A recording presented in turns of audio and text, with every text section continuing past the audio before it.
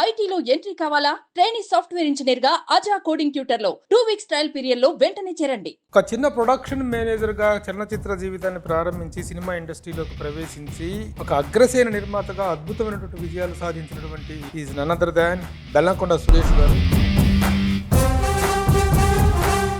25 సంవత్సరాల కంప్లీషన్ అనేటువంటిది ఒక ల్యాండ్ మార్క్. ఈ ల్యాండ్ మార్క్ టైంలో మనం ఒకసారి వెనక్కి తిరిగి చూసుకుంటే మనం ఎలా స్టార్ట్ అయ్యాము, ఎక్కడ స్టార్ట్ అయ్యాము, ఒక్కటే ఒక మిస్ అయ్యాం శ్రీహరి అని.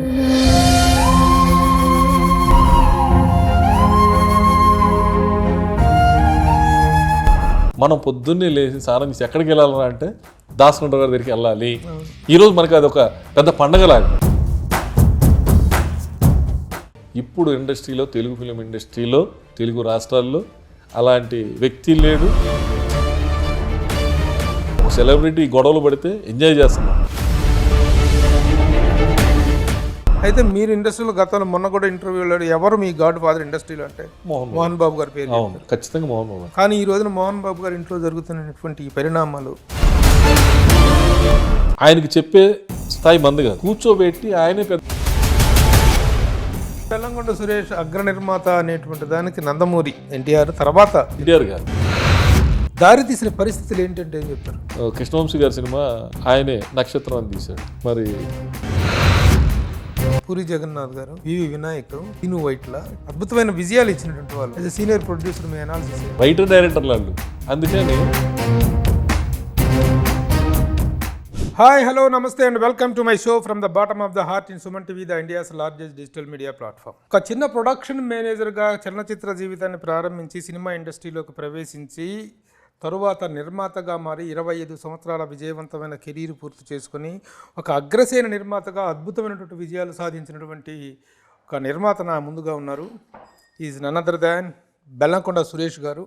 బెల్లంకొండ సురేష్ గారు మనకు మామూలుగా సాధారణంగా దొరకరు, ఇంటర్వ్యూలు కాటికి దొరకదు. ఇప్పుడు 25 సంవత్సరాలు పూర్తయిన తర్వాత సందర్భంగా నిర్మాతగా ఈ సందర్భంగా మాట్లాడుతున్నారు తప్ప ఇన్ జనరల్గా అయితే మాత్రం మీడియాకి దూరం.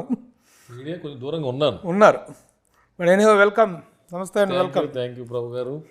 నమస్తే, ఎలా ఉన్నారు? First class. 25 సంవత్సరాల కంప్లీషన్ అనేటువంటిది ఒక ల్యాండ్ మార్క్.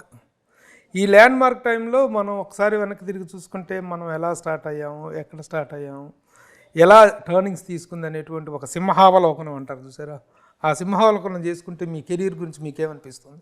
నా కెరీర్ బాగుంది, నేను చేయబోయే ప్రాజెక్టులు అన్నీ బాగున్నాయి. ఒక్కటే ఒక మిస్ అయ్యాం శ్రీహరి అనేది. అది మాటలో చెప్పలేము. మనం సాంబయ్యతోటి మన లైఫ్ గ్రాండ్ సక్సెస్ఫుల్గా స్టార్ట్ అయింది. దానికి కారణం శ్రీహరి. మరి అలాంటి శ్రీహరి లేడంటే అదొకటి మనం తట్టుకోలేం. మనం 25 years ఎంజాయ్ చేసిన లైఫ్ని ఒక్కసారి వెనక్కి వెళ్తే శ్రీహరి గుర్తొచ్చాడంటే మనకి. శ్రీహరి ప్రస్తావన తీసుకొచ్చారు కాబట్టి అది మీకెంత అనుబంధం నిర్మాతగా తొలిది. శ్రీహరి పని చేసినటువంటి హీరో ఇంట్రడ్యూస్ అయినటువంటి తొలి చిత్రానికి నేను అసిస్టెంట్ డైరెక్టర్ బ్రహ్మనాయుడు. గురువు గారి సినిమా దాసనారాయణరావు గారి ఇంటర్వ్యూ. నాకు బ్రహ్మనాయుడు వీటన్నిటికంటే ముందు నుంచే శ్రీహరి మంచి ఫ్రెండ్. బాలానగర్ నుంచి నేను కృష్ణాలో ఉన్నప్పుడు వచ్చేవాడు. ఈవినింగ్ అయితే ఆ కృష్ణాలో మొత్తం ఓపెన్ ప్లేస్ ఉండేది. ఆ రాళ్ళ కూర్చొని ఇద్దరం చెరుకు బీర్ కొనుక్కొని సరదా బీర్ వేసేవాడు ఎంగేజ్లోనే. సో పొద్దున సాయంత్రం దాకా జిమ్కి వెళ్ళి కష్టపడి బాగా వెల్ ట్రైన్డ్ అనమాట. అప్పుడు ముందు నుంచి తెలుసు నేషనల్ లెవెల్ ఛాంపియన్. సో అందుకని నాకు తొందరగా అతనితో సినిమా చేసే అవకాశం వచ్చింది. ముఖ్యంగా ఏంటంటే ఫ్రెండ్షిప్స్ని ఇచ్చే వాల్యూ కానీ తను హీరోగా ఎదిగిన తర్వాత కూడా చాలామందికి డైరెక్టర్లు, కొత్త డైరెక్టర్లు అవ్వచ్చు, చాలామందిని ఇంట్రడ్యూస్ చేయటంలో కానీ అందరిని డేట్లు ఇచ్చి ఎంకరేజ్ చేయడం కానీ చేశాడు. అంటే నేను అప్పుడు చెప్పా, మనం ఒక భుజం మీదే మోయాలి, ఇంటికి 4 పిల్లలు ఎందుకు పెడతారు, పడిపోకూడదని.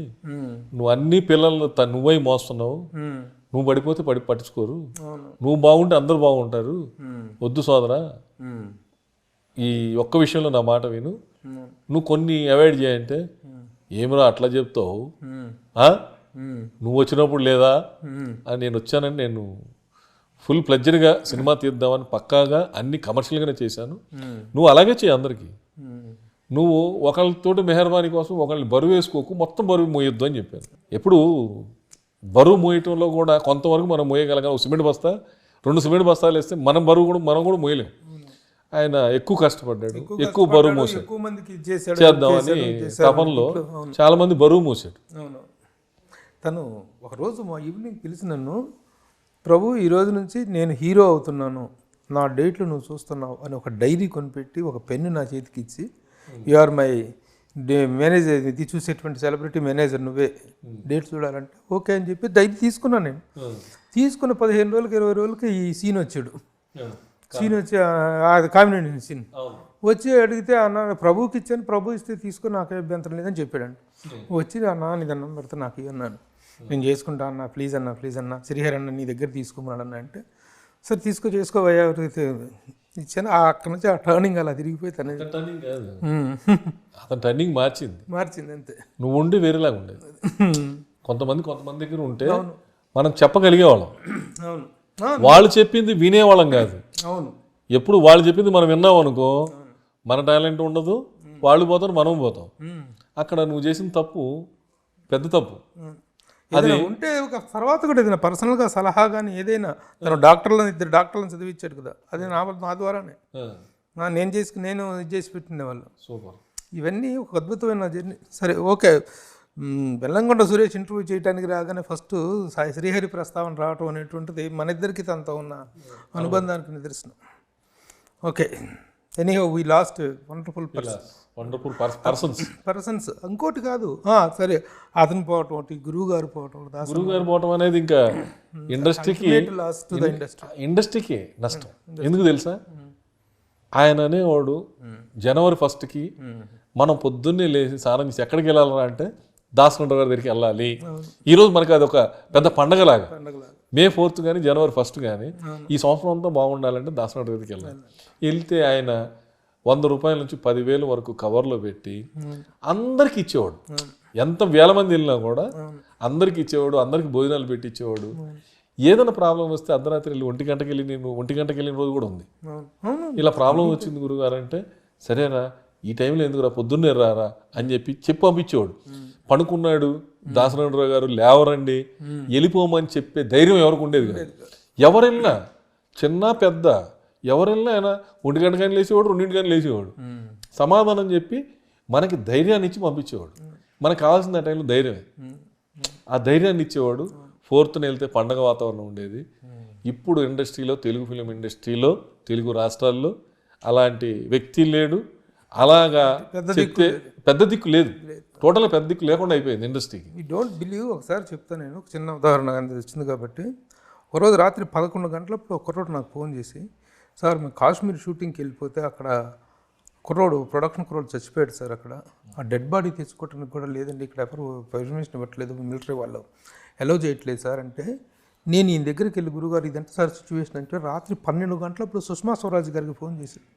నైట్ 12 o'clock ఫోన్ చేస్తే ఆయన పిఏ మాట్లాడి, మేడం గారు ఇప్పుడు పడుకున్నారండి, వీ విల్ టేక్ కేర్ అని చెప్తే మార్నింగ్ కల్లా డెడ్ బాడీ తీసుకొస్తాడు. అదే ఎనీథింగ్ పాసిబుల్ ఉండేది, ఎనీథింగ్. ఆయన అలాంటి వాళ్ళు ఎవరు లేరని ఫీల్ అవుతున్నారు ఈరోజు కూడా. ఇంతకుముందు హీరోల దగ్గరికి జనవరి 1st వస్తే ఉగాది రోజు అందరం వెళ్ళి వాళ్ళు డేట్లు ఇస్తారు, డైరెక్టర్లు హీరోలు అని కాదు, ఓ మంచి వాతావరణం కోసం. ఎందుకు, వాళ్ళు పలానా దగ్గర షూటింగ్ జరుగుతుందంటే మనం వెళ్ళేవాళ్ళం. ఎంత పెద్ద హీరో అయినా వెళ్తే పిలిచి కూర్చోబెట్టి కాఫీ టీ ఇచ్చి, ఏంటంటే ఇలా కథ ఉందండి, ఓ డైరెక్టర్ ఉన్నాడంటే డేట్లు ఇస్తే ఇచ్చేవాళ్ళు, లేకపోతే స్మూత్గా లేదన్నా కమిట్మెంట్స్ ఉన్నాయని పంపించేసేవాళ్ళు. కనీసం కలవగలిగేవాళ్ళం. ఇప్పుడు కలిసే కల్చర్ లేదు అసలు. నీకు జనవరి 1st కాదు ఉగాది రోజు కూడా ఎవరిని ఇండస్ట్రీలో కలిసే పొజిషన్ లేదు. ఎందుకు, వాళ్ళ పర్సనల్ ఎజెండాలతో ఎటు వెళ్తున్నారు, ఏం చేస్తున్నారు ఎవరు చెప్పట్లేదు, తెలియనీయట్లేదు. ఒకళ్ళని కలుద్దాం అన్నా కూడా కలవలేని పరిస్థితి. ఎందుకు మనం వాళ్ళకి మనం వెళ్ళి కలవటం వల్ల వాళ్ళకి నష్టం జరుగుద్దని ఫీల్ అవుతున్నారు, లేకపోతే లాభం లేదని ఫీల్ అవుతున్నారు. దానివల్ల ఇప్పుడు వెళ్ళిన వాళ్ళందరికీ మీరు డేట్లు ఇవ్వలేరు, వచ్చిన వాళ్ళందరికీ. కానీ ఒక ఆనందం, ఒక హీరోతో వెళ్ళి ఫోటో దిగాం, ఈ సంవత్సరం అంతా బాగుంటుంది. లేకపోతే ఏముంటుంది, ఇచ్చేస్తే మీరు వచ్చేస్తే మాకు ₹1 ఏమి ఇవ్వరు కదా. కానీ ఆ కలిసే ఆనందం ఎవరు చేతనైంది 1వ తారీఖు వెళ్తే ఎంత కలకల్లాడుతుండేది దాసనాథ్ దగ్గరికి. ఇప్పుడు ఎవరు లేదనే బాధ అయితే చాలా పెద్ద బాధ ఇది. ఇండస్ట్రీలో ఈరోజు జరుగుతున్న పరిణామాలకి ఆయన ఉంటే సాధారణంగా అంటే ఎవరైనా పెద్దోళ్ళు పోయినప్పుడు ఆయన లేని లోటు తీర్చలేంది అంటారు. కానీ అది 100% ట్రూ అయింది మాత్రం ఒక దాసరి నారాయణరావు గారి విషయంలో. ఆయన లేని లోటు ఎంత ప్రస్ఫుటంగా కనిపిస్తుంది. నిన్న వాళ్ళ జరిగే కొన్ని పరిణామాలు అదే ఆయన ఉంటే ఇప్పుడు అయినా ఇండస్ట్రీలో ఎవరన్నా తెలిసిన వాళ్ళు ఫ్రెండ్స్ నీకు కోపం ఉండొచ్చు, పగ ఉండొచ్చు, ఏది ఉండొచ్చు, ఇది తప్పు రైట్ అని ఒక మనిషిని పిలిచి ఇలా కాదు మనం బజార్ను పడకూడదు, రోడ్డు మీద పడకూడదు అని చెప్పి చేద్దామని లేదు, ఎంజాయ్ చేస్తున్నారు. అంటే ఒక సెలబ్రిటీ గొడవలు పడితే ఎంజాయ్ చేస్తున్నాం. అదే ఇలాంటి అందరి ఇళ్ళలో ఉంటాయి, మ్యాక్సిమం చాలా ఇళ్లలో ఉంటాయి ఆస్తులు కూడా. మనం టీవీలో చూస్తున్నాం. వాళ్ళు సెలబ్రిటీ కాదు, వాళ్ళ దగ్గరికి వెళ్తే ఏం జరగదు. ఇప్పుడు మీరు ప్రస్తావించిన హీరోగా మిమ్మల్ని నిర్మాతగా ఇంట్రడ్యూస్ అయింది శ్రీహరి గారి సినిమా ద్వారా. అయితే మీరు ఇండస్ట్రీలో గతంలో మొన్న కూడా ఇంటర్వ్యూలో ఎవరు మీ గాడ్ ఫాదర్ ఇండస్ట్రీలో అంటే మోహన్ బాబు గారి పేరు. ఖచ్చితంగా మోహన్ బాబు గారు. కానీ ఈ రోజున మోహన్ బాబు గారి ఇంట్లో జరుగుతున్నటువంటి ఈ పరిణామాలు ఇవన్నీ ఆయనతో అత్యంత సన్నిహితంగా ఆయన గాడ్ ఫాదర్గా భావించి మీకు ఎలా అనిపిస్తున్నాయి? ఇప్పుడు ఆయనకి చెప్పే స్థాయి మంది కాదు, మనం వినే స్థాయి. అలాంటి పెద్ద ఆయన కొంచెం కోపం, ఇప్పుడైనా కోపం అవన్నీ తగ్గించుకొని, ఎవరు మీ పిల్లలే కదా, బయట వాళ్ళు కాదు, కూర్చోబెట్టి ఆయనే పెద్దరికం చేయాల్సిన టైంలో నేను లాస్ట్ జనవరి 1కి ఆయన దగ్గరికి వెళ్ళి ఇండస్ట్రీలో ఆయన లేని లోటు కనపడుతుందని, ఎవరు ఆ రేంజ్లో లేరని, లేదురా ఇప్పటి నుంచి మనం చేద్దామని అని ఆవేశంగా చెప్పారు. చెప్పి నాకు కవర్లు ఇచ్చారు, నాకు మల్లిడి సత్యనారాయణ కవర్లు ఇచ్చారు, అన్నీ చేశారు. కానీ నువ్వు చెప్పే పొజిషన్లో ఉండి చెప్పించుకునే పొజిషన్కి రాకూడదని నాకు కోరిక. ఆయన చెప్పాలి, 10 మందికి చెప్పాలి, వాళ్ళకున్న ఎక్స్పీరియన్సు ఇవన్నీ. మళ్ళీ మనం ఇంత వయసు వచ్చినాక ఇంత వచ్చినా కూడా మనం ఆవేశపడకుండా, పిల్లలు ఎవరి పిల్లలు, మీ పిల్లలు, మా గురుగారి పిల్లలు, కూర్చోబెట్టి అలా కాదురా, ఇలా కాదు, ఇలా చేద్దాం, అలా చేద్దాం అంటే ఎవరు కాదంటారు? అదొక్కటి అన్ఫార్చునేట్గా చిన్న ఎవరో పక్కన ఉన్నోళ్ళు రెచ్చగొట్టడం వల్ల, ఎవరో బయట వాళ్ళు అడ్వాంటేజ్ తీసుకొని మిమ్మల్ని రెచ్చగొడతారు. తర్వాత మీరు అంతా కలిసి ఉండాల్సిన కుటుంబమే, ఇడిపోయేది కాదు. ఇది రక్త సంబంధం. నీ సొంత కొడుకులు, సొంత కూతురు, మీ పిల్లలు, వీళ్ళు కలిసి ఉండాల్సిందే. ఎవరు బయట వాళ్ళు వచ్చి ఇప్పుడు ఏమి పుల్లలు పెట్టి ఏం చేయడగొట్టినా లైఫ్ లాంగ్ కలిసిన వాళ్ళు మీరే. అది ఒక్కటి కొంచెం బాధగా ఉంది. చెప్పాల్సిన పొజిషన్లో ఉండి చెప్పే వ్యక్తి లేకపోవడం, ఆవేశం కట్టలు తెంచుకోవడం. ఇక మీ కెరీర్ పరంగా వస్తే 1999లో సాంబయ్య చిత్రంతో కెరీర్ స్టార్ట్ అయ్యి సాంబయ్య తర్వాత మళ్ళీ ఎమ్మటే 3 సినిమాలు, మా అన్నయ్య, రా, వైజయంతి 3 సినిమాలు స్టార్ట్ చేసాం ఒకటే రోజు పార్ట్నర్స్ తోటి. 3 సినిమాలు సక్సెస్ఫుల్గా. కెరీర్ ఊపందుకుంది అంటే ఆదితోటి ఎమ్మటే చెన్నకేశ్వరరెడ్డి, లక్ష్మీ నరసింహ, ఆటోగ్రాఫ్, మళ్ళీ తొండ గ్యాప్ వచ్చిన మళ్ళీ Shivaji biggest rate, highest opening, మళ్ళీ ఇండస్ట్రీ రికార్డ్. అప్పటిదాకా అంత రెవెన్యూ కానీ అది కానీ క్రియేట్ చేసిన వాళ్ళు. మీ ఫస్ట్ రీమేక్ సినిమా అంటే రీమేక్లకి కూడా వెల్లంకొండ సురేష్ ప్రసిద్ధి ఆ రోజుల్లో.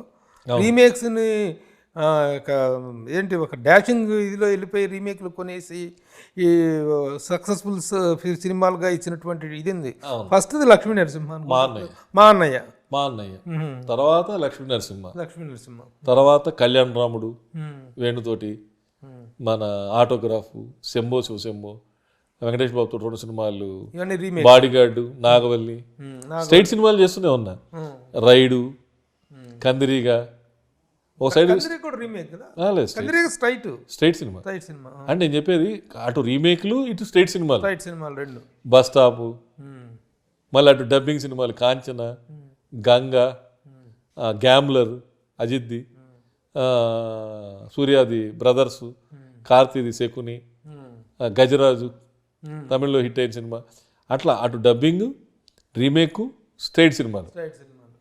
2015 May 1 రిలీజ్ అయింది గంగా. అప్పుడు ఆపేసా. Exact 9 years. అగైన్ 9 years తర్వాత మళ్ళీ స్టార్ట్ చేస్తున్నా. ఎందుకు ఇప్పుడు ఇప్పుడు చెప్పిన ఈ సినిమా లిస్టులో అన్ని టాప్ సినిమాలు అతి కెరీర్ స్టార్ట్ చేసిన అతి కొద్ది రోజుల సమయంలోనే అగ్ర నిర్మాత అనేటువంటి క్రెడిట్ సంపాదించారు మీరు. అవును. ఒక అద్భుతమైనటువంటి సినిమాలు వీటిల్లో the best of Bellamkonda Suresh నాకు గర్వంగా నేను చెప్పుకునే సినిమా అంటే ఏం చెప్తారు? నేను గర్వంగా చెప్పుకునేది కాదు, నన్ను గర్వంగా చెప్పుకునే సినిమా ఆటోగ్రాఫ్. ఎందుకంటే చాలా మంది ఆ సినిమా చూసి బెల్లంకొండ తీసాడా అంటే మనం తీసే సినిమాలకి దానికి టోటల్ డిఫరెంట్. చాలా సార్లు నేను యూఎస్లో వెళ్ళినప్పుడు ఆ సినిమా మంచి సినిమా సార్, సూపర్ సినిమా అనేవాళ్ళు. నాది అనుకునేవాళ్ళు కాదు. సార్ ఆ సినిమాకి నిర్మాత నేనండి అంటే, సార్ మీరు తీసారా ఆటోగ్రాఫ్ అని మళ్ళీ వాళ్ళు చెక్ చేసేవాళ్ళు. సార్ మీరే సార్, మీ పేరే ఉంది అంటే నేను తీసింది నా పేరు లేకుండా వేరే వాళ్ళ పేరు ఉంది. సార్ అంత మంచి సినిమా తీశారు కదా సార్ అంటే, అవును కానీ అది నాకు లాస్ వచ్చింది. అది స్వీట్ మెమరీస్ కాదు, నాకు బ్యాడ్ మెమరీస్ అయింది. ఆడియన్స్కి స్వీట్ మెమరీస్, అది నాకు బ్యాడ్ మెమరీస్. నిజంగా చెప్పాలని చాలా నష్టం వచ్చింది ఆ సినిమా అప్పట్లోనే. అంటే నేను ఇండస్ట్రీలో ఏంటి నిజంగా సినిమా చూస్తుంటే ఎక్కడ బోర్ కానీ ఒక ఇది కానీ ఒక ఇది ఏమంటే ఒక ఫ్లోలో వెళ్తుంటుంది, ఒక ఫీల్ గుడ్ ఫిల్మ్. ఒక నిర్మాతగా అనలైజ్ చేసుకుంటే మీకు ఏం కారణం కనిపించింది? అంటే నా ఆటోగ్రాఫ్ పర్చూరి బ్రదర్స్ ఒక విషయం చెప్పారు, అది థియేటర్లో ప్రూవ్ అయింది. ఆయన సినిమా రిలీజ్ కాకముందు ఫస్ట్ కాపీ చూసి డైరెక్ట్గా నన్ను కూర్చోబెట్టి సినిమా చాలా బాగా వచ్చింది, ఇంటర్వెల్ దాకా మలయాళంలో మాట్లాడుతుంది హీరోయిన్, అది మనకు అర్థం కాదు. తమిళ వాళ్ళకి మలయాళం 2 లాంగ్వేజ్లు దగ్గర ఉంటాయి, మనకు అర్థం కాదు. మనం ఒక కార్డు వేసేద్దాం, భాష అర్థం కాదు కాబట్టి మనం ఇట్లా ఒక తెలుగులోనే ఆ డైలాగులు బ్యాక్గ్రౌండ్లో చెప్పిస్తున్నాం అని చెప్పేసి ఒక కార్డు వేసి మనం తెలుగులో స్కోర్ చేద్దామని చెప్పారు. డైరెక్టర్ గారు ఒప్పుకోలేదు. గోపాల్ రెడ్డి గారు లేదండి, లవ్లీనెస్ పోద్ది, స్వీట్నెస్ పోద్ది అని చెప్పి ఒప్పుకోలేదు. రిలీజ్ రోజు థియేటర్కి వెళ్ళాం, హౌస్ఫుల్, మెయిన్ థియేటర్ కళకళలాడిపోతుంది, కౌరవుడు. వెళ్ళి థియేటర్కి వెళ్ళి సినిమాలో కూర్చున్నాం. ఇంటర్వెల్కి ముందు ఒక డైలాగ్ వస్తుంది, ఆ అమ్మాయి ఒక డైలాగ్ చెప్పేసి వెళ్ళిపోద్ది టకటకటకమని. సునీల్ వస్తాడు, ఏమైందిరా అంటాడు. ఏమైందిరా, ఆ అమ్మాయి ఏదో చెప్పింది, ఐ లవ్ యూ అని చెప్పిందా, చెప్పు తీసుకొని కొడతానందా, ప్రేమించానందా, ప్రేమించలేదందా, పిచ్చేసారైందా, ఏమందో నాకు అర్థం కాలేదురా అంటే ఆడియన్స్ నుంచి జనాలు అరుపు చేశారు, మాకు అర్థం కాలేదురా బాబు అని. అంటే మాకు అర్థమైపోయింది, తప్పు చేస్తాం, ఫెయిల్ అయిపోయింది. ఇది ఒక చిన్న ఎక్స్క్యూజ్ డైలాగ్ చెప్పించి నాకు తెలుగు వచ్చు, నాకు కూడా తెలుగు బ్రహ్మాండంగా మాట్లాడగలను, నేను చిన్నప్పుడు చెప్పినా అట్లా చెప్తే ఫ్లాప్ అయిపోతుంది. అది టోటల్గా ఆ లవ్లీనెస్సే ఆ భాష రాకపోవడం. కానీ ఆ భాషను మన ఆడియన్కి అర్థమవుతాడు చెప్పాలి, హీరోకి అర్థం కావక్కర్లా, కానీ ఆడియన్కి చెప్పేయాలి. ఇప్పుడు మనం చేస్తున్నాం కదా సినిమాలు, చాలా సినిమాల్లో ఆడు తెలుగే మాట్లాడుతుంటాడు, అది వేరు. ఈ కథలో అది మాట్లాడకూడదు, మాట్లాడింది వెనక నుంచి రావాలి, బ్యాక్గ్రౌండ్ నుంచి. ఆ అమ్మాయిని తెలుగులో ట్రాన్స్లేషన్ లాగా ఆడియన్కి అర్థం అవ్వాలి, హీరోకి అర్థం కాదు. అలా చేసి ఉంటే మంచి కంటెంట్, ఫీల్ గుడ్ కంటెంట్ అక్కడ మిస్ఫైర్ అయింది. సరే అయినా సరే, ఫెయిల్ అయినా సరే అదే మా బెస్ట్ అంటారు మీరు? డెఫినెట్గా మంచి సినిమా, నో డౌట్. సినిమా విషయంలో మనం చేసిన సినిమాలు మంచి సినిమాలైనా అదొక మెమోరీస్, మంచి సినిమా.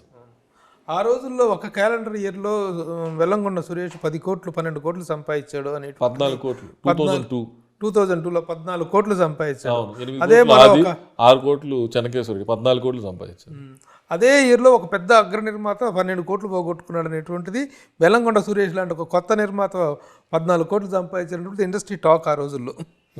అది ఎలా అనిపించింది అసలు? అది అంత డాషింగ్గా వెళ్ళగలటం ఎలా సాధ్యపడింది మీకు? డాషింగ్ వెళ్ళా, నమ్మాను ఆది కథని. మనం ఇండస్ట్రీలో ఉండాలంటే మనం ఏదో ఒకటి క్రియేట్ చేసుకొని ఉండాల్సిందే.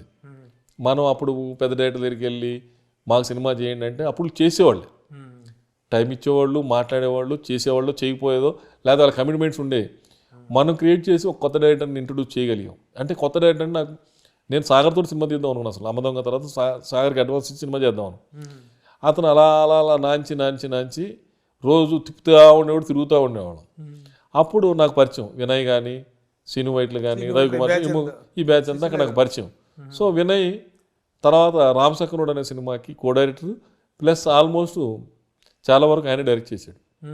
అవన్నీ మనం దగ్గర నుండి లైవ్లో చూసాం కాబట్టి మనం కొత్త వాళ్ళు ఇంట్రడ్యూస్ చేస్తే మనకు లైఫ్ ఉంటుంది అని అనుకున్నాం. అప్పుడు అప్కమింగ్ ఎన్టీఆర్ దొరకటం, వినయ్ తోటి మన సినిమా చేయటం, అది బ్లాక్ బాస్ హిట్ అవటం. ఫ్లాప్ అయితే ఎవరు ఉండేవాళ్ళం కాదేమో, ఇండస్ట్రీలో ఉండేవాళ్ళం కాదేమో. ఎందుకంటే అప్పుడు మార్కెట్ స్టూడెంట్ నెంబర్ 1 హిట్ అయ్యి 7-8 కోట్లు ఉన్నప్పుడు మనం 12 కోట్లు పెట్టి తీసాం. అవును, ఆ రోజుల్లోనే. ఆ రోజు అది 20 కోట్లు కలెక్ట్ చేసి రిలీజ్ అయినాక మనం ప్రాఫిట్లోకి వెళ్ళాం. కానీ అది అటు ఇటు అయిండు, మరి మనం ఉండేవాళ్ళం కాదు, ఇండస్ట్రీలో ఉండేవాళ్ళం కాదు. అంటే మళ్ళీ ఇంకో రకంగా ఏమి వచ్చేది తెలియదు.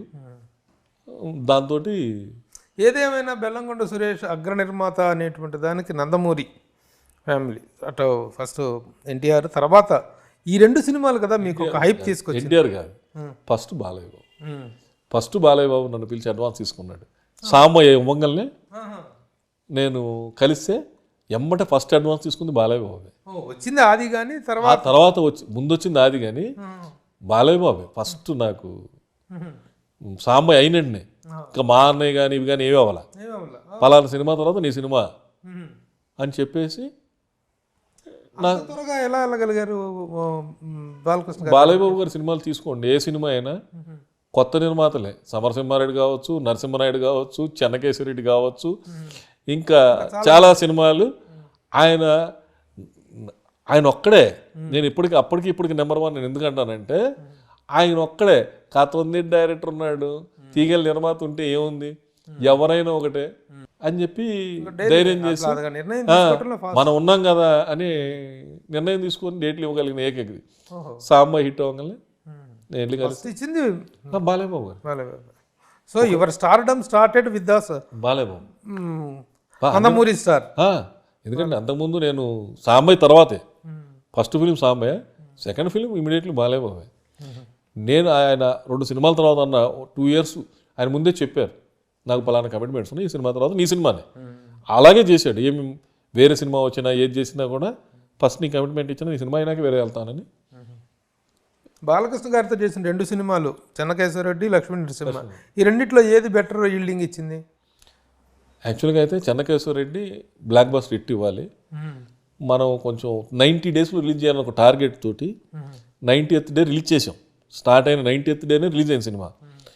అది సంక్రాంతి రిలీజ్ చేసి ఉంటే అందులో చిన్న చిన్న ఫాల్ట్స్ ఉండేది. ఇండస్ట్రీ రికార్డు అప్పుడు ఎక్కడికో ఉండేవాళ్ళం, ఎక్కడో టాప్ ప్లేస్లో ఉండేవాళ్ళం. చిన్న మిస్టేక్ చేసాం.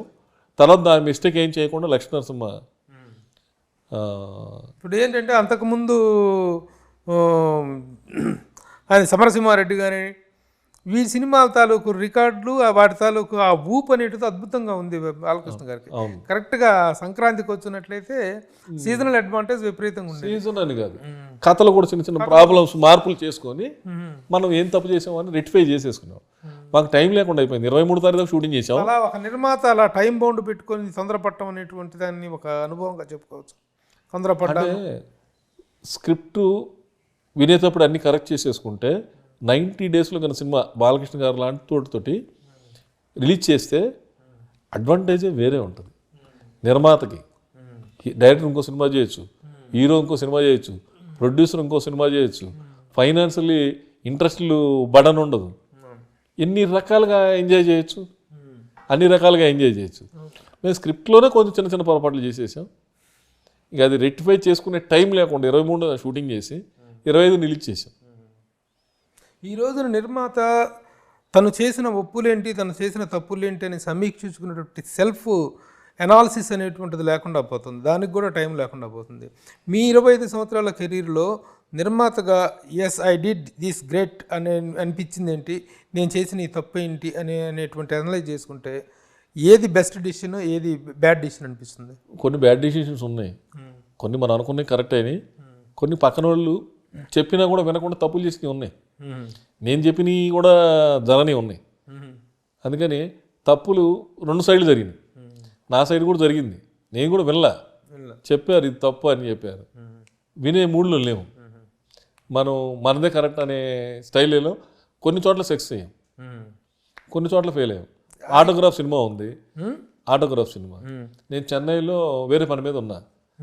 ఆ సినిమా ప్రీమియర్ షో చేశారు, నేను వెళ్ళా. నన్ను కూడా రమ్మంటే నేను వెళ్ళా. ఎవరో చేరను, ఆటోగ్రాఫ్ ఇప్పుడు మనం వెళ్ళి ఏం చేస్తాం, ఏం చూస్తామని వెళ్ళా. ప్రీమియర్ షోకి వెళ్ళా నేను. వాళ్ళు వెళ్ళి వచ్చిన వాళ్ళు సినిమా చాలా బాగుంది అంటున్నారు. ఆంధ్ర క్లబ్లో ఉన్నాను, చాలా బాగుంది అంటున్నారు. సరే మార్నింగ్ టికెట్ కొనుక్కొని వెళ్ళిపోయా. ఒకరిని థియేటర్కి వెళ్ళా, మా మేనేజర్ చెప్పా, ఈ డైరెక్టర్ ఎక్కడ ఉంటాడు, ఈ ప్రొడ్యూసర్ ఎక్కడ ఉంటాడు తెలుసుకో సినిమా అయిపోయే లోపల అని. ఇంటర్వెల్కి విపరీతంగా నచ్చింది. ఇంటర్వెల్కి అతను ఎక్కడ ఉన్నాడో కలుసుకొని డైరెక్ట్గా వెళ్ళిపోయా. ఇంకా సెకండ్ హాఫ్ చూడలా నేను. వెళ్ళిపోయి నేను సినిమా చేస్తాను, నాకు ఈ సినిమా కావాలి అని అడ్వాన్స్ ఇచ్చి అగ్రిమెంట్ చేసి మళ్ళీ సినిమా చూసాం మ్యాట్ని రెండోసారి. అంటే అంత గ్యాప్ ఇవ్వకపోతే నేను వెళ్ళి అగ్రిమెంట్ చేసి వచ్చినాక చాలామంది వెళ్ళిపోయారు. చాలామంది రెండు తర్వాత అందరూ వెళ్ళారు. కానీ నేను ఇంటర్వ్యూ నుంచి వెళ్ళి అగ్రిమెంట్ చేసుకుని వచ్చాను చారం దగ్గర. అది పాస్ట్ డిసిషన్, మంచిదే. ఇంకో సినిమా లక్ష్మీనరసింహ రిలీజ్కి ముందే కొన్నా, చూడకుండానే కొన్నా. ఆ డైరెక్టర్ మీద కాన్ఫిడెంట్ తోటి కొనేసాను. అలాగా 2-3 తప్పులు మరి వేరే సినిమాలు కూడా కొన్నా. అవి దెబ్బతీసినాయి. డబ్బులు కట్టేసాం, చూస్తే ఏమీ లేదు. నేను మళ్ళీ అది ఏంట్రా అని కూడా అడగలేదు, వాళ్ళని వెనక్కి ఇస్తామని కూడా అడగలేదు. వెళ్ళకుండా సైలెంట్ లేసి వచ్చేసాను సినిమా చూసి. అట్లా 4-5 సినిమాలు ఫస్ట్ కాపీ చూసి వదిలేసి వచ్చా. ఆ తర్వాత ఇంకో సినిమా బ్లైండ్ మిస్టేక్, చాలా పెద్ద మిస్టేక్ చేసింది ఏంటంటే గజనీ కొన్నాను తెలుగుకి, రీమేక్కి. రిలీజ్కి ముందే 2 months ముందే కొన్నా, 3 months బిఫోర్ కొన్నా ప్రొడ్యూసర్ దగ్గర. అడ్వాన్స్ ఇచ్చి అగ్రిమెంట్ చేసుకున్నాక ఇక్కడ మన తెలుగు హీరోకి, పెద్ద హీరోకి చూపించారు. చూపిస్తే అమ్మా నేను చేయలేను, అన్ని బాడీ మీద టాటూస్ అవన్నీ నేను వేసుకొని చేయలేనని చెప్పాడు. ఇంకో హీరో చుట్టూ తిరిగావు 10 రోజులు, కుదరలేదు. ఇంకో ప్రొడ్యూసర్ని మన ఇద్దరం కలిసి పార్ట్నర్షిప్లో చేద్దాం, మీరు సినిమా చూడండి అని సినిమా చూపించారు. గజనీ సినిమా చూపిస్తే అబ్బాయి బాగాలేదు అన్నాడు. అతని టైం బాగాలేదో, నా టైం బాగాలేదు అన్నాడు. అట్లా ఎక్కడికక్కడక్కడ 2 నెలలు అట్లా గడిచిపోయింది, కానీ ఎవరు యాక్సెప్ట్ చేయలే. తర్వాత ప్రొడ్యూసర్ నుంచి ఫోన్ వచ్చింది, తిరుపతి ప్రసాద్ దగ్గర నుంచి ఫోన్ వచ్చింది. ఇట్లా నీకు అభ్యంతరం లేదంటే మేము ఆ సినిమా కొనుక్కుంటున్నాం, నీ డబ్బులు నీకు రిటర్న్ ఇచ్చేస్తాం. ఓకే ఫైన్, మనం చేయట్లేదు అని డబ్బింగ్ అనే ఆలోచన లేదు నాకు. రాలా డబ్బింగ్ అనే థాట్ రాలా. మనం ఎంతసేపు రీమేక్ అనుకున్నాం కదా, డబ్బులు అడ్వాన్స్ తీసుకున్నాం. అది చాలా పెద్ద తప్పు అయింది. ఎందుకంటే మనం హిందీ చేసేవాళ్ళం కాదు అనుకోండి, మనం చేసిన రైట్స్, మనం రీమేక్ రైట్స్ తీసుకున్న తర్వాత డబ్బింగ్ రిలీజ్ చేయడానికి వాళ్ళకి లేదా? డబ్బింగ్ అండ్ రీమేక్ 2 కొన్నాను, 2 వెనక్కి ఇచ్చాను కదా డబ్బులు తీసుకొని. 2 వెనక డబ్బులు 30 lakhs మిస్టేక్. కొన్నా, రిలీజ్కి ముందే కొన్నాను, అన్నీ నచ్చే కొన్నా. బిగ్గెస్ట్ మిస్టేక్ అది. తర్వాత కో సినిమా తెలుగు రంగం అని రిలీజ్ పెద్ద బ్లాక్ బస్టర్ హిట్ అయింది. రంగం బ్లాక్ బస్టర్ సినిమా. మీడియేటర్ పిలిస్తే వెళ్ళా నేను. అప్పుడు చెన్నై మార్నింగ్ వెళ్ళి ఈవినింగ్ వచ్చేవాడిని. ఒకవేళ సినిమా నచ్చితే కొనడానికి ఒకరోజు ఉండేవాడిని, కానీ లేకపోతే పని లేకపోతే అమ్మట వచ్చేవాడిని. కొనడానికి వెళ్ళా, డీడీలు కూడా పట్టుకెళ్ళా. 70 లక్షలు డీడీలు పట్టుకొని వెళ్ళా. 70 లక్షలు చెప్పారు, 70 లక్షలు డీడీలు పట్టుకొని వెళ్ళా. వాడు నన్ను ఆఫీస్కి కాకుండా హోటల్కి పిలిపించాడు. హోటల్ కనిపించి చికెన్ తిన్నాక వాడేదో అంటా, నేనేదో అన్నా, హ్యాచీ అని చెప్పేసి వచ్చి ఫ్లైట్ ఎక్కి వచ్చేసా. వాడు నన్ను ఆఫీస్కి పిలుచుంటే డిస్కషన్లో సినిమా కొనేసేవాడు. ఆ ప్రొడ్యూసర్ వచ్చి హోటల్ తీసుకెళ్ళి హోటల్లో మాట్లాడాడు. అక్కడ ఆ వాతావరణం ఏదో అక్కడ సెట్ అవ్వాల, రాంగ్ ఐడెంటిటీ అయింది. వదిలేసి వచ్చా. 2 సినిమాలు పెద్ద తప్పు. ఆ 2 సినిమాలు చేస్తే వేరే రాగా ఉండేది, ఇంకో రకంగా ఉండేది. ఇంకొక 50 సినిమాలు తీసే కెపాసిటీ వచ్చేది. ఆ రోజుల్లో బెల్లంకొండ సురేష్ చాలా దూకుడుగా ఉన్నాడని, రీమేక్ సినిమాలకు విపరీతంగా ప్రైస్ పెట్టి ఇండస్ట్రీని చెడగొట్టాడు, రీమేక్లకు విపరీతంగా తీసుకొచ్చాడు, ఫస్ట్ ఖర్చు వేసేసి చెడగొట్టాడు అనేటువంటి ఒక అపనింద లేకపోతే ఒక రకమైనటువంటి ఇది ఉంది. దాని మీద మీ అభిప్రాయం ఏంటి? ఆ రిమార్క్ మీద. రిమార్క్ చెడగొట్టారా మీరు నిజంగానే? చెడగొట్టడం ఏమి ఉండదు, నాకు కావాలి వాళ్ళు చెప్పేవాళ్ళు.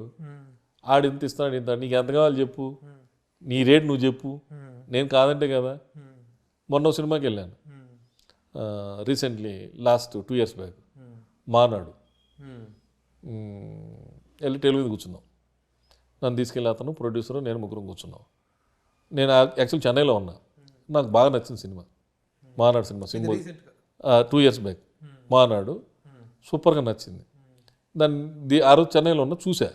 తెలుగు రిలీజ్ కాలే, తెలుగు యాక్చువల్ ఆ రోజు రిలీజ్ అవ్వాల్సింది, ఆగిపోయింది. తెలుగులో మానాడే. మానాడు మహానాడు మహానాడు మానాడు రిలీజ్ అవ్వాలా. సో మనం కొనేసుకుందామని చూసా. విపరీతంగా నచ్చింది. డైరెక్ట్ ప్రొడ్యూసర్ దగ్గరికి వెళ్ళాను, కూర్చున్నాను. సార్ నాకు 2 days టైం ఏంటి సార్ అన్నాడు. అలా సార్ ఎందుకు 2 days అన్నా. లేదు సార్ నేను పని ఉంది మాట్లాడాలన్నాడు. 2 days తర్వాత వెళ్తే మండే సార్ అన్నాడు. సండే వెళ్తే మళ్ళీ మండే అన్నాడు. ఈ 4 days అక్కడే నీ సినిమా 80% కొనాలని. మండే ఉంటే మండే సార్ நிறைய ஆள் கேட்குறாரு, உங்களுக்கு வேணுమన్నా కాస్ట్ జాస్తి సార్ అన్నాడు. నీ రేట్ ఎందుకు చెప్పు, ఈ మీటింగ్లో వద్దు, నువ్వేమనుకున్నావు చెప్పు అన్నాడు. సార్ 4.5 ఉంది సార్ తెలుగు ఆఫర్ అన్నాడు. 5 crores అగ్రిమెంట్ సింగిల్ పేమెంట్ తీసుకో అన్నా. ఆడు కొంచెం షాక్ అయ్యాడు. నేను 4 కడుగుతాను 3 కడుగుతాను పెండింగ్ పెడదాం అనుకున్నాడు. 5 crores సింగిల్ పేమెంట్, డిస్కషన్ వద్దు, అగ్రిమెంట్ చేసి పేమెంట్ చేసేస్తాను, అకౌంట్ నెంబర్ చెప్పు, ఆన్లైన్ ట్రాన్స్ఫర్ చేసేస్తాను, అగ్రిమెంట్ చేసి ఇచ్చి పంపించాను. వాడు ఏమనుకున్నాడేమో సార్ 1 day టైం వేయడం అన్నాడు. ఇక రానన్నా, ఇక నాకు వద్దు సినిమా, నేను చేయను, నువ్వు చెప్పిన రేటు నేను ఓకే అన్నా. సార్ మీకు కొన్ని విషయాలు చెప్పాలి, అది 1 day టైం ఏంటి అన్నాడు. ఆ 1 dayలో హైదరాబాద్ వచ్చాడు. హిందీను తెలుగు 12 కోట్లకు అమ్ముకున్నాడు. Single payment. అతను హ్యాపీ. మనం చేసుంటే మనం నష్టపోయేవాళ్ళం, గ్యారంటీ నష్టపోయేవాళ్ళం. ఏ సినిమా? మానాడు, సింబుది.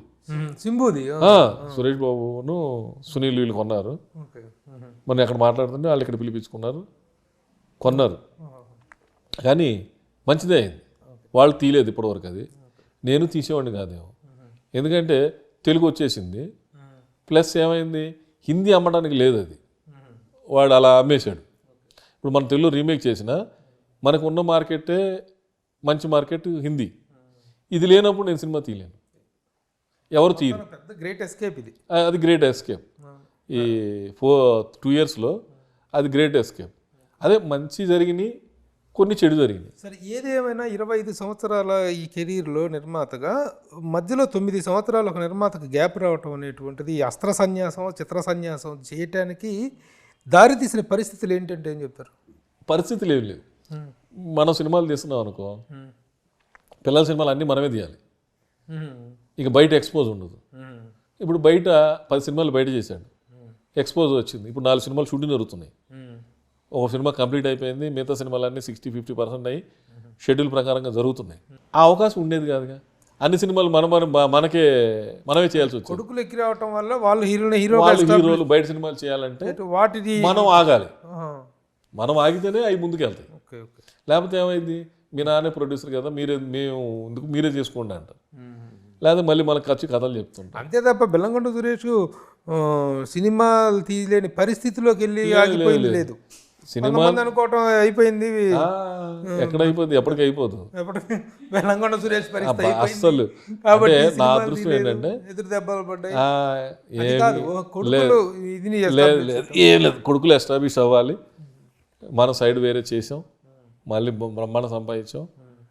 నేను చెప్తాను కదా, నాకు భగవంతుడు వరం ఉంది, ఎప్పటికీ ఎవరికి లేదు. నాకు భగవంతుడు ఉంది. నాకు కొంచెం తెలుసుద్ది, తెలివితేటలలో ఏం చేయాలి ఏం చేయకూడదు కొన్నిసార్లు తెలుసుద్ది. తెలిసి కొన్నిసార్లు మూర్ఖంగా ప్రవర్తిస్తా. చెప్తుంటుంది ఇది తప్పు చేస్తున్నావు అని, చేసిన మూర్ఖంగా చేస్తా, తప్పు అయిపోద్ది. అయిపోయినాక నువ్వు తప్పు చేసావు, నేను చెప్పిన మాట వినలేదని నా మైండ్ చెప్పుద్ది. అలాగే నేను స్కూల్లో చదువుతున్నప్పుడు రాజ్మోహన్ స్కూల్లో హైదరాబాద్లో రేమత్ నగర్లో ఉండేవాళ్ళం. యూసుఫ్ కూడా రేమత్ నగర్లో ఉండేవాళ్ళం. బస్ వచ్చి మాకు ఒక ట్రిప్ కోటికి వేసేది, ఒక ట్రిప్ నాంపల్లికి వేసేది. ఒకే బస్సు. స్కూల్ బస్సా? మామూలుగా city bus, RTC bus. Pass ఉండేది కదా అప్పుడు, స్కూల్ పాస్ ఉండేది. యూసుఫ్ కూడా చెక్ పోస్ట్ పోలీస్ క్వార్టర్స్లో లాస్ట్ స్టాప్, అక్కడ ఎక్కేవాళ్ళం. పొద్దున్నే 7 o'clock అక్కడ దిగేవాళ్ళం ఖైరతాబాద్లో. లోపల నడుచుకుంటూ వెళ్ళాం, గవర్నమెంట్ స్కూల్. మళ్ళీ అక్కడికి వచ్చి బస్ ఎక్కేవాళ్ళం. ఇక్కడ దిగి మధ్యలో ఇన్స్టిట్యూట్ ఒకటి ఉంది, సైట్ ఇన్స్టిట్యూట్ అని, గవర్నమెంట్ది ఇంటర్నేషనల్ ఇన్స్టిట్యూట్ ఒకటి ఉంది. దాంట్లోంచి షార్ట్ కట్ అనమాట, రేవంత్ నగర్లో నడుచుకుంటా బ్యాగ్ వేసుకొని వెళ్తుంటే దొంగ సినిమాలు చేయండి. దొంగ కృష్ణ గారిది. సినిమా చూడాలి, డబ్బులు లేవు. మా ఫాదర్ అప్పుడు జాబ్ మీద మార్కాపురం, లాస్ట్ రిటైర్మెంట్ మా ఫాదర్ అక్కడే, అక్కడ ఉన్నాడు. మా ఫాదర్ ఉంటే సినిమాకి డబ్బులు ప్రాబ్లం లేదు. మా మదర్ చదువుకునేటప్పుడు సినిమా లేదని చెప్పి డబ్బులు ఇచ్చేది. ఎలాగా అని ఒక 5 రూపాయలు ఉంటే బాగుండని బ్యాగ్ వేసుకొని వెళ్తా ఉంటే 5 రూపాయల నోటు, రిజర్వ్ బ్యాంక్ నోటు పెళ్ళాడుతుంది మిట్ట మధ్యాహ్నం ఎండకి, ఎండాకాలం చూస్తే 5 రూపాయల నోటు కనపడింది. ఇదేంట్రా బాబు, మనం 5 రూపాయలు చాలంటే 5 రూపాయలు కనపడింది అని చెప్పి తీసి జేబులో పెట్టుకుని అటు ఇటు చూసేసి మెల్లగా ఆ కంచెలో నుంచి అవతలకు వచ్చి మెల్లగా నోటు చూసుకుందామని చూస్తే ఇలా తీసుకుంటే నోట్లు వస్తున్నాయి. 10 నోట్లు అవి, 50 రూపాయలు. 1 year వరకు మనకి అసలు ఎవరిని అడిగే పని లేదు. అప్పుడు 5 రూపాయలు బస్ పాసు, లకిడికాపుల్లో మీరా థియేటర్ ఉండేది. వారం సినిమా థియేటర్ చేంజ్ అవుతూ ఉండేది. మనకి ఇక్కడ ఎక్కామనుకో బస్సు ఖైరతాబాద్ దాకా పాసే, అక్కడ దిగి నడిచి వెళ్ళేవాడిని. డబ్బులు ఖర్చు పెట్టేవాడిని కాదు. మా ఫాదర్ ఇచ్చినా కూడా డబ్బులు ఖర్చు పెట్టేవాడిని కాదు. జాగ్రత్తగా ఉండేవాడిని, చాలా అంటే చాలా జాగ్రత్తగా ఉండేవాడిని. రేపేంటి మనం ఇప్పుడు ఖర్చు పెట్టేస్తే అనే అబ్బా ఖైరతాబాద్ దిగి అక్కడ నుంచి దగ్గరేగా నడుచుకుంటూ వెళ్ళిపోయేవాడిని. అంటే అప్పుడు ఈ ట్రాఫిక్ లేదు, చాలా ఈజీ నడవటం, రోడ్ల మీద నడవటం. మళ్ళీ అక్కడికి వచ్చి బస్సు ఎక్కేవాడిని. పాస్ ఉండేది కదా, పాస్ వేస్ట్ చేసేవాడిని కాదు. అలాగా ₹1.5, ఇంకో ₹1 ఖర్చు, 2.5 ఖర్చు పెడితే బ్రహ్మాండమైన సినిమాలు చూసేవాళ్ళం. అప్పుడేం 10 పైసలు పెడితే పల్లీలు ఇచ్చేవాళ్ళు కదా. టికెట్ 40 రూపాయి టికెట్, ₹1.5. మేము చూసే టైంలో ₹1.5. అందుకని అట్లా ఆ రోజు నుంచి ఎప్పుడు ఎవరిని చేసి డబ్బులు అడుక్కోవడం కానీ ఇవి కానీ చేయలేదు. కమాండింగ్గానే తీసుకుందాం. ఎవరన్నా నాకు వాళ్ళ అవసరం ఉంటే 10 లక్షలు పంపి, 50 లక్షలు పంపి, ఆ టైప్ ఆఫ్లోనే జరిగింది. లైఫ్ జరుగుతుంది. అండ్ భగవంతుడు, మన గొప్పతనం కాదు అది. మనం మనం మనం మనం పుట్టిన టైంలో వీడికి ఇలా జరగాలి అని ఉంది, జరుగుతుంది. యాక్చువల్గా ప్రొడక్షన్ డిపార్ట్మెంట్లో ఈరోజు కొన్ని వందల మంది మేనేజర్లు ఉన్నారు. అందరూ ప్రొడ్యూసర్లు కాలేపారు, చాలా కొద్ది మంది ప్రొడక్షన్లో వచ్చి నిర్మాతలుగా సక్సెస్ అయ్యారు. అలాంటి వాళ్ళలో ప్రముఖుడిగా వెల్లకొండ సురేష్కి ఈ రోజున తెలుగు ఫిల్మ్ ఇండస్ట్రీలో ఒక అద్భుతమైనటువంటి, నా గురుగారు కూడా కాలేదు, నాకు వర్క్ నేర్పించిన వాళ్ళు కూడా కాలేదు. వాళ్ళు కూడా చాలా మంది ఉన్నారు, చాలా మంది కలుస్తారు ఇప్పుడు కూడా, హ్యాపీగా ఉన్నారు ఎవరికి వాళ్ళే. అప్పుడు నేను మేనేజర్ చేసేటప్పుడు నాకు ఆ మధ్య పీరియడ్ కావాలి. ఇండస్ట్రీలోకి వచ్చిన దగ్గర నుంచి నిర్మాతగా మారినటువంటి 12 సంవత్సరాలు మేనేజర్గా ఉన్నప్పుడు మనకి, నేను మేనేజ్ చేసేటప్పుడు డ్రైవర్లు కారుకు ₹100 ఇచ్చేవాళ్ళు, డీసీఎంకి ₹100 ఇచ్చేవాళ్ళు మేనేజర్కి. నేను తీసుకునేవాడిని కాదు, మీరు ఉంచుకుంటారు అనేవాడిని. కానీ నేను తిట్టే తిట్లు ఎవడు తిట్టాడు, ఏ మేనేజరు తిట్టేవాడు కాదు. కానీ నేను తిడితే వాళ్ళు ప్రేమగా చూసేవాళ్ళు నన్ను. ఎందుకు డబ్బులు తీసుకునేవాడిని కాదు కదా, మన దగ్గరే కదా తిడుతున్నారా అని. కానీ ఇండస్ట్రీకి అప్పుడు డ్రైవర్లు అనదర్, ఇప్పుడు ఒక మేనేజర్ ఉంటే, నేనుంటే 5 మేనేజర్లు ఉండేవాళ్ళు డ్రైవర్లు ఈక్వల్ టు మేనేజర్. ఎందుకంటే వాళ్ళు 7 షూటింగ్ జరగాలంటే 6:30 కల్లా ఒక్కొక్కళ్ళు పికప్ చేసుకొని స్పాట్ తీసుకురావాలి.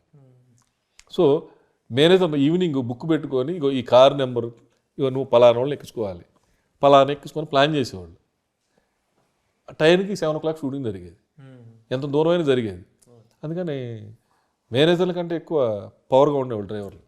కానీ ఆ టైంలో మరి మిగతా మేనేజర్లు తీసుకోవటం వల్ల వాళ్ళు అక్కడే గుర్తు అయిపోయింది, పలానా తీసేసుకుంటాడు. మాత్రం ఒక లక్ష్యంతో ఉన్నారు మొదటి నుంచి, నిర్మాత కావాలి అనేటువంటిది లేదు, డైరెక్టర్ అవ్వాలి అనుకున్నా. నేను యాక్చువల్గా డైరెక్టర్ అవ్వాలి అనుకున్నా. నేను డబ్బు సంపాదించగానే అన్నీ సెటిల్ చేసి ఒక ఆఫీస్ తీసుకొని, ఒక NRI ఫండ్స్ పెట్టుకొని సినిమా డైరెక్ట్ చేద్దామని చెప్పి, పుట్టింటి లాంఛనాలని చెప్పి ఒక రీమేక్ కొన్నా, మరాఠీ సినిమా. 25,000 పెట్టి కొన్నా. కొన్ని దానికి వినోద్ కుమార్కి అడ్వాన్స్ ఇచ్చాను, సౌందర్యకి అడ్వాన్స్ ఇచ్చాను, నేనే డైరెక్టర్ని. ఇంకా మ్యూజిక్ సీటింగ్ స్టార్ట్ చేసినాక మామగారు బ్లాక్ బస్టర్ హిట్ అయింది. అందులో మెయిన్ క్యారెక్టర్ ఒకటి ఉంది, దాసనాడు గురుగారి దగ్గరికి వెళ్ళా. తాజ్ కృష్ణాలో ఉన్నాడు ఆయన. ఇలా నేను డైరెక్ట్ చేస్తున్నాను గురుగారు, మీ ఆశీర్వాదం కావాలి, మీ ఆశీర్వాదం పాటు మీరు ఈ సినిమాలో యాక్ట్ చేయాలి, ఇది క్యాసెట్ సినిమా అన్నాడు. చూశాడు ఆయన. చూసినాక ఒక గంట సేపు నాతో మాట్లాడాల. ఆయన ఎలా అనుకుంటా, ఏంటి గురుగారు అన్న, నాకు అర్థం కావట్లేదురా, నువ్వు ప్రొడక్షన్ కదా చేసావు, నువ్వు డైరెక్టర్ అంటే నాకు డైజెషన్ అవ్వట్లేదురా, డైరెక్టర్ ఏంటిరా అన్నాడు. లేదు గురుగారు నేను అసిస్టెంట్ పని చేశాను, నాకు డైరెక్షన్ చేయాలని ఉందంటే ఒక పని చేయరా నా మాట విని, ఫస్ట్ ప్రొడ్యూసర్ అవ్వు. విబి నాగప్రసాద్ కూడా ఫస్ట్ ప్రొడ్యూసర్ అయ్యాడు, తర్వాత డైరెక్టర్ అయ్యాడు, నిర్మాత దర్శకుడు అవ్వదు, నువ్వు స్టార్టింగ్లో ఎందుకు డైరెక్టర్ అవుతావు, నా మాట విని అన్నాడు. ఓకే గురుగారు మీరు చెప్పింది సార్ కరెక్ట్, అలాగే గురుగారు అని చెప్పి ఎమ్మటే మానేసి ఎమ్మటే విజయబాబు గారిని కలిశారు. ఆయన ఓకే అన్నాడు. ఎమ్మటే గురుగారు చెన్నై వచ్చారు. చెన్నైలో ప్రెస్ మీట్ పెట్టి దాసనారావు ప్రధాన పాత్రలు మారిపోయారు హీరోలు. వడ్డే నవీను, ఇంద్రజ వీళ్ళు వచ్చారు, మారిపోయారు. ఎందుకు?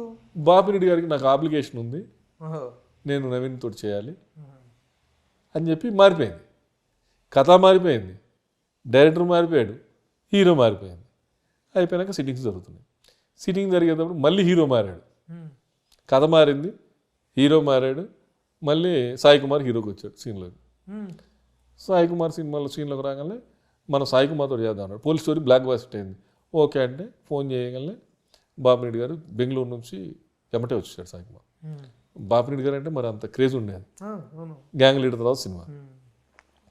ఆయన ఓకే గురుగారు చేసేస్తాను. అప్పుడు నవంబర్, డిసెంబర్ 10 రోజులు, జనవరి 10 రోజులు, ఫిబ్రవరి 10 రోజులు ఇచ్చాడు. నేను అలా చేయను, నాకు అటెస్ట్ తెచ్చి 60 రోజులు ఎప్పుడు ఇస్తో చెప్పు అన్నాడు. అయితే జూన్ జూలై 2 నెలలు మీ గురుగారు అన్నాడు. మేము షాక్ అయిపోయాం, మా ఇంధనం అయిపోయింది. మేము 10 లక్షలు బడ్జెట్తో దిగాం, సినిమా స్టార్ట్ అయితే ఫైనాన్స్ వస్తుంది, ఇందులో 8 లక్షలు అప్పు మళ్ళీ నాది, 2 లక్షలేమో సొంత డబ్బు, ఇంధనం అయిపోయింది. అడిగాం. ఆయన వెళ్ళిపోయినాక సార్ మీరు అతను డిసెంబర్ నుంచి ఇస్తారంటే మీరు జూన్ నుంచి అంటారు, నేను అలా ఎప్పుడు చేయలేదు, నేను సినిమా మొదలు పెడితే అయిపోవాలి నాకు అన్నాడు. కరెక్ట్ సార్ మేము అయిపోయాం, మా దగ్గర డబ్బు లేదు, మేము సినిమా చేయలేమండి అంటే ఒక పని చేయండి నేనే చేసుకుంటాను, మీరు నెక్స్ట్ మంత్ డిసెంబర్ 10th కట్టవచ్చు, మీరు డబ్బు తీసుకెళ్ళిపోండి నవంబర్. సరే అని వెళ్ళాం. వెళ్తే ఆయన తీసుకుని అడ్వాన్స్ 1,00,000 వెనక్కి ఇచ్చాడు. ఇదేంటి సార్ మీరు 1,00,000 అడ్వాన్స్ ఇస్తున్నారు వెనక్కి, మాకు 10 లక్షలు ఖర్చు అయింది కదా. అవునా కరెక్టే, కానీ ఇప్పుడు నేను ఇప్పుడు అవన్నీ వాడలేదు కదా, దాసరి గారు కానీ ఇంద్రజ కానీ వీళ్ళందరూ ఎవరు లేరుగా, మీరు అవన్నీ చూసుకోండి. సార్ మీ ఆఫీస్లోనే మేము ఖర్చు పెట్టాం సార్ 6 నెలలు, ఎవ్రీ మంత్ 1,00,000 స్టాఫ్కి వీళ్ళందరికీ అయిందంటే అవన్నీ ఖర్చు పెట్టినా ఎవరు ఇస్తారా, ఇప్పుడు నేను ఖర్చు చేయట్లేదు కదా, కథ మారిపోయింది కదా అన్నాడు. ఏమీ అనలేము, ఆయన లోపలికి వెళ్ళిపోయాడు, చెప్పేసాడు వెళ్ళిపోయాడు. ఇంకా మన 1,00,000 పట్టుకొని హైదరాబాద్ వచ్చి తీసుకున్న వాళ్ళకి ఇవ్వలేము, వాళ్ళ సైడ్ నుంచి ప్రెజర్. అలా సో ఆ విధంగా దర్శకుడు కావాల్సిన వాడి నిర్మాతగా మారి నిర్మాతగా తొలి సినిమాకి ఇన్ని అవరోధాలు వచ్చి తర్వాత మళ్ళీ సాంబాయి నుంచి మళ్ళీ సామాన్య. మరి ఆ డైరెక్టర్ కావాలనేటువంటి అంబిషన్ అయితే ఉందా ప్రస్తుతం? కంటిన్యూ ఇప్పుడు లేదు, ఇప్పుడు లేదా? ఇప్పుడు లేదు. ఇప్పుడు ఇంత అనుభవం వచ్చిన తర్వాత డైరెక్షన్ చేయడం ఇంకా ఈజీగా కష్టం. కష్టమా? అనుభవం లేనప్పుడు చాలా ఈజీ. డైరెక్షన్ అంటే చాలా ఈజీ అని అనుకుంటాం. అమ్మో అది ఇప్పుడు మనం తలుచుకుంటేనే వెనక దిగిపోయే షాటు, ముందు దిగిపోయే షాటు, నెక్స్ట్ ఈ సీన్ ఎక్కడొస్తుంది, కంటిన్యూటీస్ అని గుర్తుపెట్టుకునేవాడే డైరెక్టర్. అది వెల్ టాలెంటెడ్ అయితే కానీ డైరెక్ట్ చేయలేం. డైరెక్ట్ చేయాలంటే చాలా కష్టమైన పని, అది ఈజీ అనుకున్నాను. నేను ఒక విషయం ప్రస్తావిస్తాను. బాలకృష్ణ గారి విషయంలో జరిగినటువంటి ఇదంతా మనకు అందరికీ తెలిసిందే, దాని గురించి ఇప్పుడు నేను అవదలుచుకోవట్లేదు. కానీ వెంటనే చాలా కొద్ది రోజుల తర్వాత మళ్ళీ బాలకృష్ణ గారితో మీ రిలేషన్స్ స్ట్రెయిన్స్ అన్నీ పోయిన తర్వాత మీతో సినిమా చేయటానికి కానీ ఇప్పుడు మీ ప్రజెంట్ రిలేషన్ కానీ ఎలా ఉంది? ఆయన యాక్సెప్ట్ చేశారు మళ్ళీ తర్వాత మళ్ళీ? ఇప్పుడు కూడా నేను ఎప్పుడన్నా ఫోన్ చేసి బాబు అంటే ఏమ్మా అంటాడు, ఏం బెల్లం అంటారు నన్ను, వెంకటేష్ బాబు కానీ బాలబాబు కానీ ఏం బెల్లం ఎలా ఉన్నావు అంటారు, ఏం బెల్లం అంటారు. ఏం బాబు సినిమా అంటే మంచి కాదు అంటే మన సినిమాలో మన బ్యాన్ మంచి సినిమా చేయాలి అంటాడు. అంతవరకు హ్యాపీ అందరితోటి. మళ్ళీ ఆ కాంబినేషన్ ట్రాక్ ఎక్కే అవకాశం ఉందా? కథేనండి, కథే ఇంతకు ముందులా కాదు. కథ ఉండి డైరెక్టర్ ఉన్నాడు అనుకో, ఈ కథ బాగుంది చేస్తే బ్లాక్ బస్టర్ హిట్ అయింది అనుకుంటే డెఫినెట్గా చేయొచ్చు. నిర్మాతగా మీరు 9 సంవత్సరాలు గ్యాప్ తీసుకుని మీ కొడుకులిద్దరిని ప్రమోట్ చేసుకుని వాళ్ళు నిలబెట్టడం కోసం ఇప్పుడు నిలబడ్డారా ఏంటి వాళ్ళ పొజిషన్? లేదు, పెద్ద ఆయన 100% సాటిస్ఫాక్షన్, 100% కరెక్ట్ ట్రాక్లో ఉన్నాడు. ఇప్పుడు 4 చేసే సినిమాలు 4 డిఫరెంట్ సినిమాలు, 5వ సినిమా కూడా కమిట్ అయ్యాడు డిఫరెంట్. హిందీ సినిమాలు 2 కమిట్మెంట్ ఉన్నాయి, అతను ఇంకా మనం చూసే పని లేదు. చెన్నైని 2 సినిమాలు మంచి సినిమాలు కమిట్ అయి ఉన్నాడు. 2 చేశాడు ఆల్రెడీ. ఆల్రెడీ 2 చేశాడు, 2 కమిట్ అయి ఉన్నాడు. ఆ 2 సినిమాలు కంప్లీట్ అయితే డెఫినెట్గా ఆయన ఒక ట్రాక్లు పడతాడు. అవుతాడు. ఇంకా మనం దగ్గర ఉండి ఇప్పుడు నిర్మాతగా మీరు చేయబోయే సినిమాలు ఏంటి వరుసగా? 2 సినిమాలు బ్రదర్స్ సెంటిమెంట్ ఒకటి, అదే ఎవరు డైరెక్టర్, ప్రొడ్యూసర్ ఎవరు? కొత్త వాళ్ళే. నేనే ప్రొడ్యూసర్, నేనే ప్రొడ్యూసర్ మీరు, డైరెక్టర్, హీరో. డైరెక్టర్, హీరోలు మా అబ్బాయిలే. ఇద్దరు పెద్ద ఆయనతో ఒకటి, చిన్న ఆయనతో ఒకటి ప్లాన్ చేసుకున్నా. ఈ 2 సినిమాలు ప్యారల్గా జరుగుతాయి. బయట హీరోలతో ఏం చేయడానికి ఇప్పట్లో చేయనని ఏం లేదు, కుదిరితే తప్పకుండా. మొన్న ఒక కథ వచ్చింది, బాగుంది, రైతు దగ్గరికి వెళ్ళి చెప్పాను, రైతే చేద్దాం అన్నాడు. మళ్ళీ ఆలోచించాను, రైతేజ్ కూడా మనం చేసి మంచి సినిమా, ఈసారి మళ్ళీ మంచి సినిమా చేద్దాం, ఇందులో కొంచెం చిన్న ఫాల్ట్లు ఉన్నాయి అన్నాడు. కరెక్టే, అతను చెప్పింది కరెక్టే, ఓకే డన్ అని మానేసాం. అలాగా కుదిరితే ఆ హీరో రేంజ్లో ఉందనుకో, తీసుకెళ్ళి డెఫినెట్గా చెప్తాను. నిర్మాత సెల్ఫ్ రెస్పెక్ట్ అనేటువంటిది ఈ రోజున ఒక ప్రశ్నార్థకమైంది. బట్ ఉన్నంతలో you have done your the best అనేటువంటిది నేను చేసుకున్నారు. మీరు మధ్యలో డ్రాప్ అయినా కానీ ఇది కానీ నిర్మాతగా మీ సెల్ఫ్ రెస్పెక్ట్ మాత్రం అక్కడ మిస్ అవ్వలేదు. ఇప్పుడు చేయబోయే ముందు ఇంకా వేరే హీరోతో కానీ ఎవరితో చేస్తున్నప్పుడు ఆ మెయింటైన్ చేయగలిగినటువంటి పరిస్థితులు ఉన్నాయా నిర్మాతలకి? నా వరకు నిర్మాతల ప్రొడక్షన్ మేనేజర్లు అయ్యారు, నిర్మాతల క్యాషియర్లు అయ్యారు అనేటువంటి అభిప్రాయం అది ఉంది. కొంతమంది అభిప్రాయం, కొంతమందికి అలా ఉంది, కానీ కొంతమంది అనుభవాలు కానీ నా అనుభవాలు అలాంటివి జరగలేదు, జరగకుండా కూడా ప్లాన్ చేసుకోవచ్చు. మనం కమాండ్ నుండి గ్రిప్ చేయగలిగితే అవతలలో కూడా మనం కథ అక్కర్లేదు, కాంబినేషన్ సెట్ చేసాం, సినిమా స్టార్ట్ అంటే మనకేం తెలియదు, ఏం జరుగుతుందో తెలియదు. కృష్ణవంశీ గారి సినిమా రవితేజ్ తోటి మాది పూజ కూడా జరిగింది. అయిపోవడానికి కారణం ఏంటి? కథ చెప్పాలని అడిగాను, కథ చెప్పాడు, నాకు నచ్చలేదని చెప్పాను. నేను చెప్పలేను, తీయగలను, ఇదిగో బైండ్ అండ్ స్క్రిప్ట్ అని ఇచ్చాడు. సార్ అది కూడా చదివాను, అది కూడా నచ్చలేదు అన్నాను. అన్నప్పుడు ఆయన ఏమన్నాడు, నేను తీయగలను కానండి, నేను చెప్పలేను అన్నాడు. కరెక్టే సార్, మీరు చెప్పలేరు, నాకు తెలియకుండా తీయలేను. మీరు చెప్పకపోతే మీరు తీయగలరు, మీరు గొప్ప డైరెక్టర్, మిమ్మల్ని నేను కాదన్ను, కానీ నేను తెలియకుండా తీయలేను. రేపు పొద్దున మీరు 10 బెంచ్ కార్లు కావాలంటారు, ఎందుకు కావాలని అడుగుతాను. నేను 10 కార్లు బెంచ్ కార్లు నాకు తెలియకుండా పంపించే పొజిషన్లో నేను సినిమా తీయను.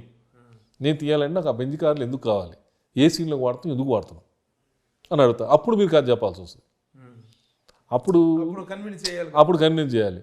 దానికంటే బెటర్ ఇప్పుడు మీరు నా కథ అయినాక సినిమాని స్టార్ట్ చేద్దాం.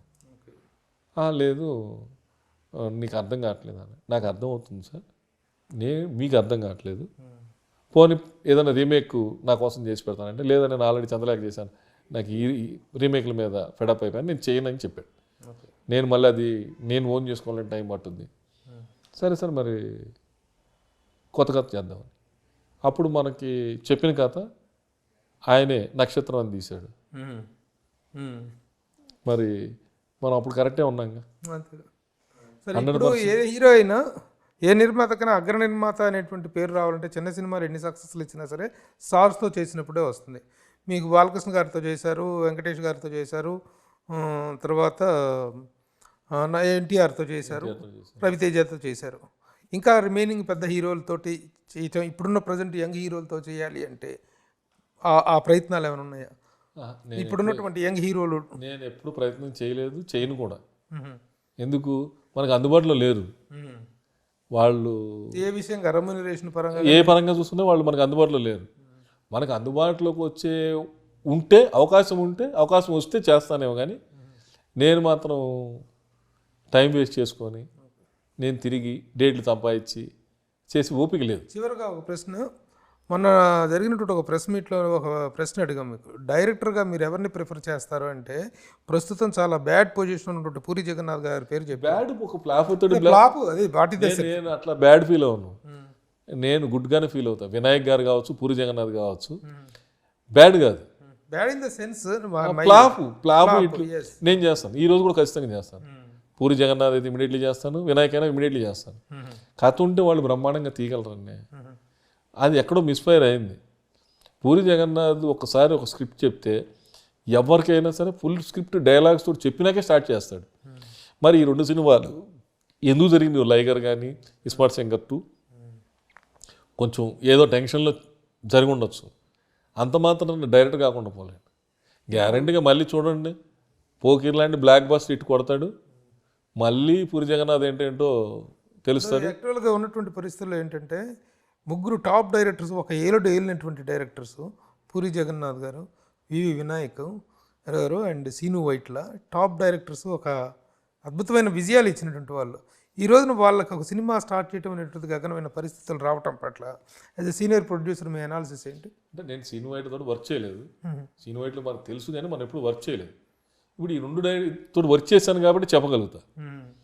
పూరి జగన్నాథ్ పూర్వవైభవం వచ్చే అవకాశం ఉందా? ఖచ్చితంగా.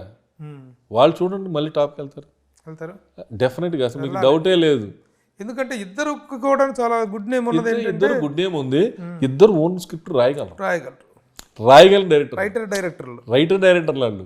అందుకని వాళ్ళకి తెలుసు ఎక్కడో మిస్టేక్ అయినంత మాత్రాన వెనక్కిపడిపోయే పరిస్థితి లేదు. 2 ఫ్లాపుల తర్వాత మళ్ళీ ఇస్మార్ట్ శంకర్ తోటి లేటెస్ట్ ట్రెండ్ తోటి బ్లాక్ బస్టర్ ఇచ్చాడు కదా, మిస్ఫైర్ అయింది, నెక్స్ట్ కొడతాడు. 25 సంవత్సరాల ఈ కెరీర్ అనేటువంటిది మాత్రం మోస్ట్ సక్సెస్ఫుల్గా most top producers of Tollywood అనేటువంటి లిస్టులో బెల్లంకొండ సురేష్ పేరు ఉండేలాగా అద్భుతంగా జర్నీ సాగింది. ఈ ప్రస్థానం ఇలాగే కొనసాగాలి. మీ ఇద్దరు అబ్బాయిలు ఇప్పుడు బాధపడుతున్నారు, ఇంకిద్దరిని కంటే బాగుండేది, 2 హీరోలు చేసుకోవచ్చు. ఇద్దరు చాలు. Very good. Most successful career, 25 సంవత్సరాల కంప్లీషన్ సందర్భంగా all the best and wish you every success in your future endeavours. Thank you. Suman టీవీలో మీ పర్సనల్ అండ్ బిజినెస్ ప్రమోషన్స్ కోసం కింది నెంబర్కి కాంటాక్ట్ చేయండి.